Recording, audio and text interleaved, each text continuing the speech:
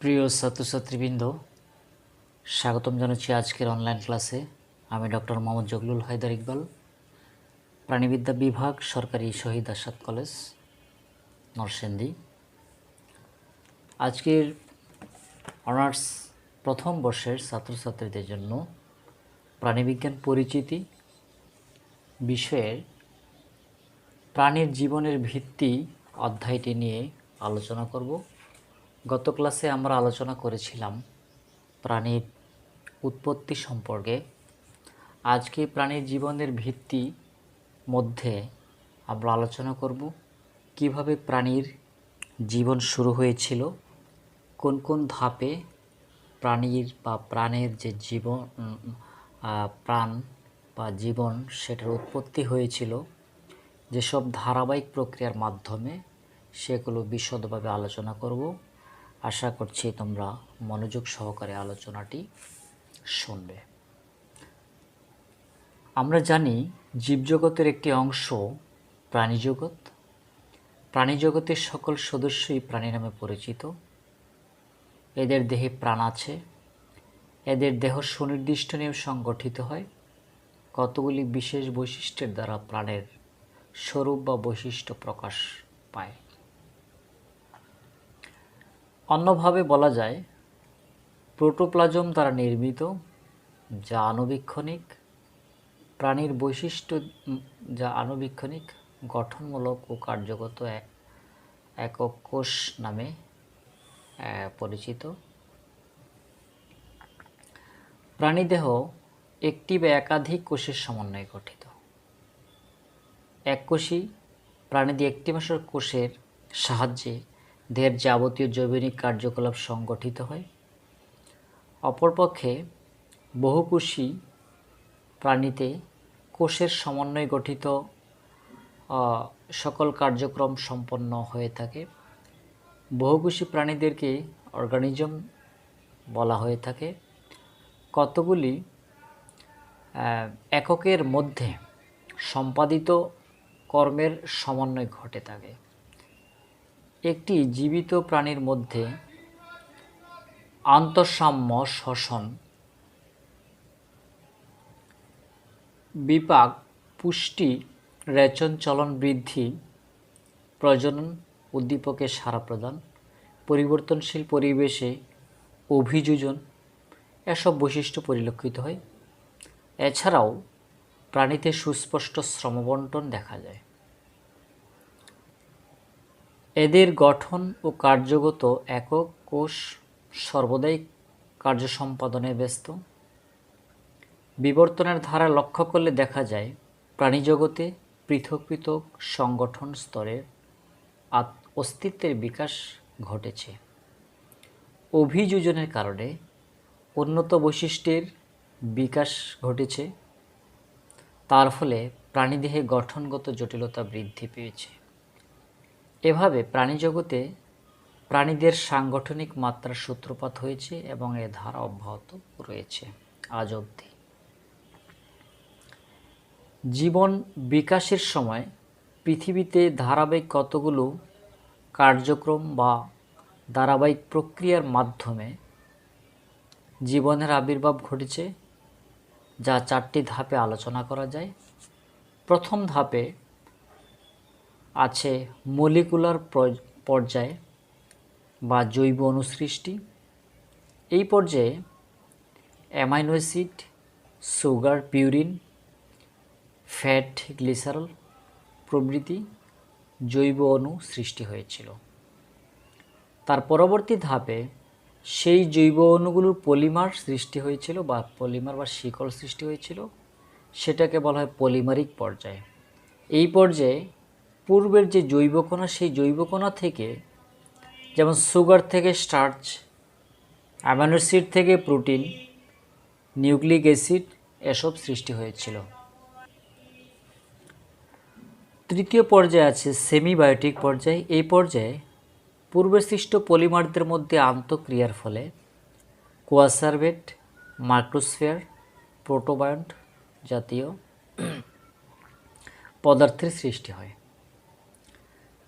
চতুর্থ ও সর্বশেষ পর্যায়ে রয়েছে সেলুলার পর্যায়। অর্থাৎ এই পর্যায়ে কোষ উৎপাদন ঘটেছে। তো এই পর্যায়ে কোষ পর্দা, কোষের অভ্যন্তরীণ গঠন ও ব্যাকটেরিয়া সদৃশ জীবের সৃষ্টি হয়। তো এখন ধারাবাহিকভাবে মলিকুলার পর্যায়সহ এবং 4টি পর্যায়ে আলোচনা করব। মলিকুলার পর্যায়ে জীবন সৃষ্টির আদিতে পৃথিবীর বায়ুমণ্ডলে যেসব গ্যাসের অস্তিত্ব অনুমান করা হয়, আজ গবেষণাগারে এইসব গ্যাসের সংমিশ্রণ ঘটিয়ে অ্যামাইনো অ্যাসিড, সরল চিনি, পিউরিন, পাইরুমিনের মতো মৌলিক বস্তু উৎপাদন করা যায়। এ থেকে প্রমাণিত হয় যে তৎকালীন আদি পৃথিবী পৃষ্ঠে অ্যামোনিয়া, মিথেন, হাইড্রোজেন ও জলীয় বাষ্পের মিশ্রণে সূর্যের অতিবেগুনি রশ্মির বিকিরণের প্রভাবে জীবনের জন্য অত্যাবশ্যকীয় জৈব অণু তৈরি হয়েছিল। জীবন সৃষ্টির আদিতে ঘটে যাওয়া বিভিন্ন জৈব অণু গঠনের ধাপসমূহ কতগুলো পর্যায়ক্রমিক ধাপে সম্পন্ন হয়েছিল। যেমন প্রাথমিকভাবে সৃষ্টি হয়েছিল হাইড্রোকার্বন। আদি পৃথিবীতে বায়ুমণ্ডলের তাপমাত্রা হ্রাস পেতে থাকে এবং একসময় সেই তাপমাত্রা 1000 ডিগ্রি সেলসিয়াসে নেমে আসে। এ সময় অতি দ্রুত সক্রিয় মৌল CH ও CH2 ঘনীভূত হয়ে বিভিন্ন ধরনের সম্পৃক্ত অসম্পৃক্ত হাইড্রোকার্বন সৃষ্টি হয়। সেই হাইড্রোকার্বনের হাইড্রোকার্বনের অক্সি ও হাইড্রোক্সি ডেরিভেটিভ। পৃথিবীতে এ সময় অসম্পৃক্ত সম্পৃক্ত হাইড্রোকার্বনগুলো উষ্ণ জলীয় বাষ্পের সাথে বিক্রিয়া করে অক্সি ও হাইড্রোক্সি ডেরিভেটিভস সৃষ্টি হয়েছিল। কার্বোহাইড্রেট বা শর্করা সৃষ্টি। বিজ্ঞানীদের ধারণা ওই সময় হাইড্রোক্সি ডেরিভেটিভসগুলো থেকে কার্বন, হাইড্রোজেন ও অক্সিজেনের যৌগ গঠিত হয়েছিল। সম্ভবত প্রথমে সৃষ্ট এসব যৌগ গ্লুকোজ ও ফ্রুক্টোজ ধরনের ছিল, যেগুলো হচ্ছে মনোমার ধরনের শর্করা। এরা পরবর্তীতে ঘনীভূত হয়ে ডাইস্যাকারাইড ও পলিস্যাকারাইড স্টার্চ উৎপন্ন হয়েছিল। ফ্যাটি অ্যাসিড ও গ্লিসারল উৎপন্ন। অ্যালডিহাইড ও কিটোনের ঘনীভবন, পলিমারাইজেশন, অক্সিডেশনের ফলে ফ্যাটি অ্যাসিড উৎপন্ন হয়েছিল। এভাবে উৎপাদিত ফ্যাটি অ্যাসিডে অক্সিজেনের পরিমাণ কম ছিল। এসব যৌগে কার্বনের দীর্ঘ শিকল ছিল। ধারণা করা হয়ে থাকে গ্লিসারল ও ফ্যাটি অ্যাসিড একসাথে মিশে আদি সমুদ্রের চর্বি উৎপন্ন হয়েছিল। অ্যামাইনো অ্যাসিড সৃষ্টি। আদি পৃথিবীতে প্রাপ্ত মুক্ত শক্তির প্রভাবে পানি, অ্যামোনিয়া, হাইড্রোজেন বিক্রিয়া করে অ্যামাইনো অ্যাসিড সৃষ্টি করেছে। পিউরিন ও পাইরিমিডিন সৃষ্টি। প্রাথমিকভাবে সৃষ্ট জৈব যৌগের ক্রিয়া বিক্রিয়ার মাধ্যমে ও শুষ্ক শক্তির প্রভাবে সমুদ্রের উত্তপ্ত পানিতে পিউরিন ও পিরিমিডিন ক্ষারের উদ্ভব ঘটেছিল। এভাবে পর্যায়ক্রমে আদি পৃথিবীতে ঘনীভবন, পলিমারাইজেশন, জারণ বিজারণ ইত্যাদি পদ্ধতিতে সরল অণু থেকে পর্যায়ক্রমে কার্বনের ক্ষুদ্র শিকল থেকে কার্বনের লম্বা শিকল বিশিষ্ট অণু বা যৌগ সৃষ্টি হয়। তো প্রথম ধাপের শেষে যে জৈব অণুগুলো সৃষ্টি হয়েছে সেই অণুগুলো পলিমারিক পর্যায়ে পৌঁছে। মলিকুলার পর্যায়ে সৃষ্ট অ্যামাইনো অ্যাসিড ও নাইট্রোজেন ক্ষারের মতো সরল অণু দিয়ে জীবিত সত্তার সৃষ্টি হতে পারে না।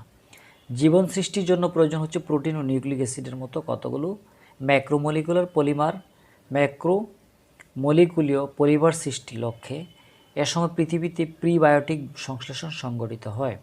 এর ফলে সৃষ্ট সরল যৌগ সরাসরি কিংবা বৃষ্টি ও নদীবাহিত হয়ে সাগরে প্রিমিটিভ স্যুপ হিসেবে জমা হতে থাকে। বিজ্ঞানী হেলডেন আদি সেই তরলকে বা প্রিমিটিভ স্যুপকে হট ডাইলিউট স্যুপ মানে আখ্যায়িত করে। এ সময় আদি তরল নিঃসন্দেহে খুব তরল ছিল, তাই পানি বিতরণের জন্য পলিমারাইজিং পদ্ধতি সংগঠনের প্রয়োজনীয়তা দেখা দিয়েছিল। ফলে তখন পলিমারিক পর্যায়ের শুরু হয়। পলিমারিক পর্যায়ে সংঘটিত ঘটনাগুলিকে পর্যায়ক্রমে কতগুলো ধাপে আলোচনা করা যেতে পারে। জটিল জৈব অণু বা ম্যাক্রোমলিকুল গঠন। প্রিবায়োটিক সংশ্লেষণে সৃষ্ট সরল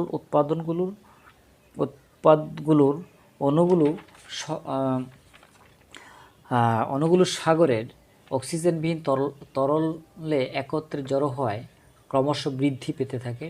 এরা পরস্পরের সাথে সংঘর্ষ ও ক্রিয়া বিক্রিয়ার মধ্য দিয়ে বড় আকারের ও জটিল প্রকৃতির নব নব অণু গঠন করে। এভাবে অবিরাম ক্রমাগত ক্রিয়া প্রতিক্রিয়ার ফলে জটিল থেকে জটিলতর জৈব যৌগ সৃষ্টি হয়েছিল। এসব জৈব যৌগের মধ্যে উল্লেখযোগ্য ছিল প্রোটিন, নিউক্লিওসাইড, নিউক্লিওটাইড, চর্বি ও প্রোটিনয়েড সৃষ্টি।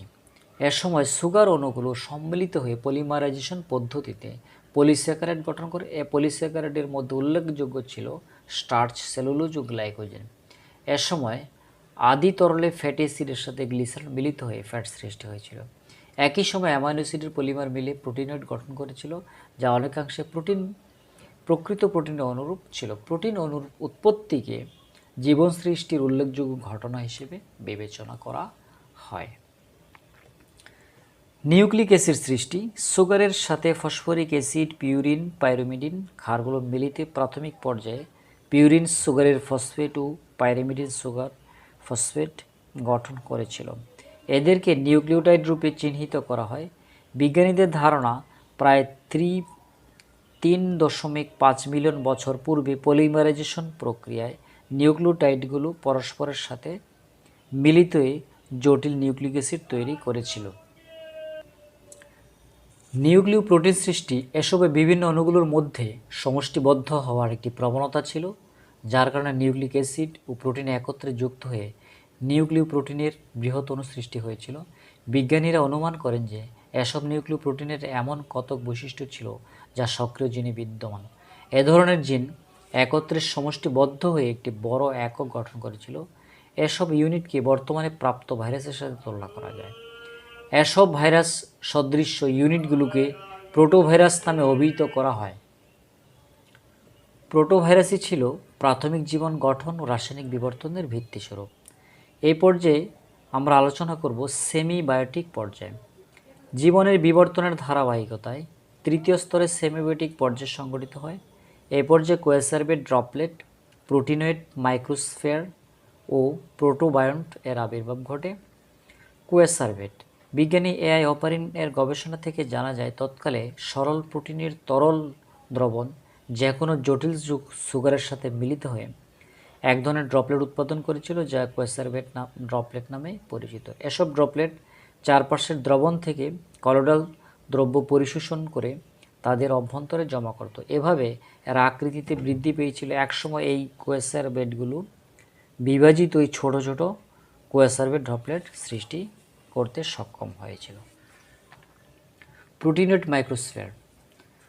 সিডনি ফক্স 1964 খ্রিস্টাব্দে উল্লেখ করেন যে গ্লুটামিক অ্যাসিড বা অ্যাসপার্টিক অ্যাসিডকে অন্যান্য অ্যামাইনো অ্যাসিড মিশ্রণের দ্রাবক হিসেবে ব্যবহার করে মিশ্রণের মধ্যে আন্তঃক্রিয়ার সুযোগ দিলে এক বিশেষ ধরনের প্রোটিন অণু সৃষ্টি হয়।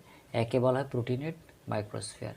এদের কোয়াসার্বেট ড্রপলেটের অনুরূপ আকার বৃদ্ধি না ঘটলেও এরা বার্ডিং পদ্ধতিতে ও বাইনারি ফিশন পদ্ধতিতে সংখ্যা বৃদ্ধি করতে সক্ষম। ইস্ট কোস্ট যেভাবে বার্ডিং পদ্ধতিতে সংখ্যা বৃদ্ধি করে, প্রোটিনয়েড মাইক্রোস্ফিয়ার অনুরূপভাবে সংখ্যা বৃদ্ধি করতে সক্ষম। পরীক্ষাগারে দেখা গেছে যদি বার্ডিং মাইক্রোস্ফিয়ার সহ সাসপেনশন উত্তপ্ত করা তাহলে বার্ডগুলো বিমুক্ত হয় ও আকারে বেড়ে পূর্বসূরির মতো ও পর্যায়ক্রমে বার্ডিং সৃষ্টিতে আবেশিত হয়। প্রোটোবায়ন্ট। কোয়াসার্বেট ড্রপলেট অথবা প্রোটিনের মাইক্রোস্ফিয়ার কালক্রমে অধিক থেকে অধিকতর নিপুণ হয়েছিল। এরা সামুদ্রিক ঝোল থেকে পুষ্টি সংগ্রহ করতে পারত। জীবন বিকাশের রাসায়নিক ও জৈবিক বিবর্তনের সন্ধিক্ষণে সৃষ্ট অন্তর্বর্তী অবস্থাকে প্রোটোবায়ন্ট হিসেবে আখ্যায়িত করা হয়েছে। এরাই জীব উৎপত্তির প্রথম পদক্ষেপ। এই অবস্থাকে প্রকৃত জীবন না বললেও জীবনের কাছাকাছি বিবেচনা করা যায়। বিজ্ঞানীদের অনুমান এরা নিজ আকৃতি আচরণের অনুরূপ অপত্য বংশধর উৎপাদনের ক্ষমতা অর্জনের প্রচেষ্টা চালায়। অতঃপর যে প্রোটোবায়ন্ট প্রথম সার্থক আত্মোৎপাদন বা নিজের অনুরূপ বংশধর সৃষ্টির ক্ষমতা অর্জনে সক্ষম হয়েছিল, সেটি হলো জীবন সৃষ্টির প্রথম পদক্ষেপ।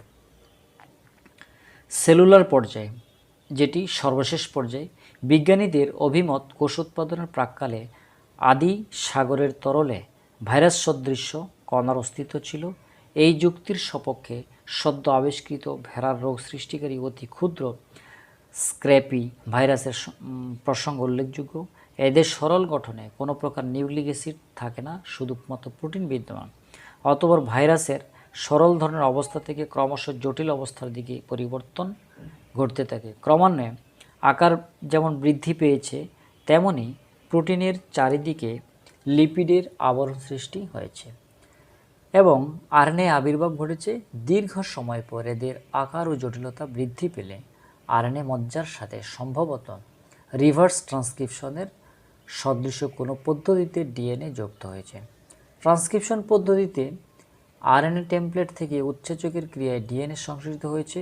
অতঃপর নিউক্লিক অ্যাসিড মজ্জার চারদিকে প্রোটিন ও লিপিডের কয়েকটি স্তর একের পর অন্যটি সজ্জিত হয়েছে। তখন এরা আকার ও গঠনে ব্যক্তির কাছাকাছি পৌঁছে গেছে।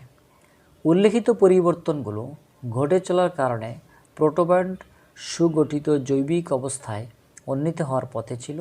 এসময় পৃথিবীতে মুক্ত অক্সিজেন ও ওজোন স্তরের অস্তিত্ব না থাকায় খাদ্য দুষ্প্রাপ্য ছিল। সে সময় আদি এসব জীব পারিপার্শ্বিক পানিতে দ্রবীভূত জৈব যৌগ থেকে খাদ্য সংগ্রহ করত। এরা ছিল পরভোজী এবং গাজন পদ্ধতিতে অবাধ শোষণের মাধ্যমে খাদ্য জারিত করে শক্তি বিমুক্ত করত। এই শক্তি এদের দৈহিক ক্রিয়া সচল রাখতে সাহায্য করত। এভাবে তৎকালীন পৃথিবীর সমুদ্রের তরল পরভোজী ব্যাকটেরিয়া সদৃশ কোষের আবির্ভাব ঘটেছিল। অতঃপর পরভোজীদের সংখ্যা ক্রমান্বয়ে বাড়তে থাকে, ফলে সমুদ্রের তরলে জৈব পুষ্টি দ্রব্যের পরিমাণ কমতে থাকে। ফলে সে সময় সামুদ্রিক পরভোজী জীবদের মধ্যে খাদ্যপ্রাপ্তির জন্য বিভিন্ন উপায় অবলম্বন প্রক্রিয়া চলতে শুরু করে। এরই ধারাবাহিকতায় কতক আদি প্রোক্যারিওট উৎসেচকের সহায়তায় সমুদ্রের পানির অজৈব উপাদান থেকে সরল কার্বোহাইড্রেট অণু সংশ্লেষে সক্ষম হয়। এভাবে পরভোজী প্রোক্যারিওটরা স্বভোজী জীবে পরিণত হয়। অতঃপর বিজ্ঞানী ওপার্নের মতে স্বভোজী প্রোক্যারিওট থেকে জিন মিউটেশনের মাধ্যমে ইউক্যারিওট উদ্ভব হয়েছিল। তো আজ এ পর্যন্তই। আশা করছি আলোচনাটি তোমাদের ভালো লেগেছে। যদি এই বিষয়ে কোনো প্রকার প্রশ্ন থাকে তো প্রশ্ন কমেন্ট বক্সে তোমরা দিয়ে রাখো। আজ এ পর্যন্তই। ভালো থেকো, সুস্থ থাকো। পরবর্তী ক্লাসে কথা হবে।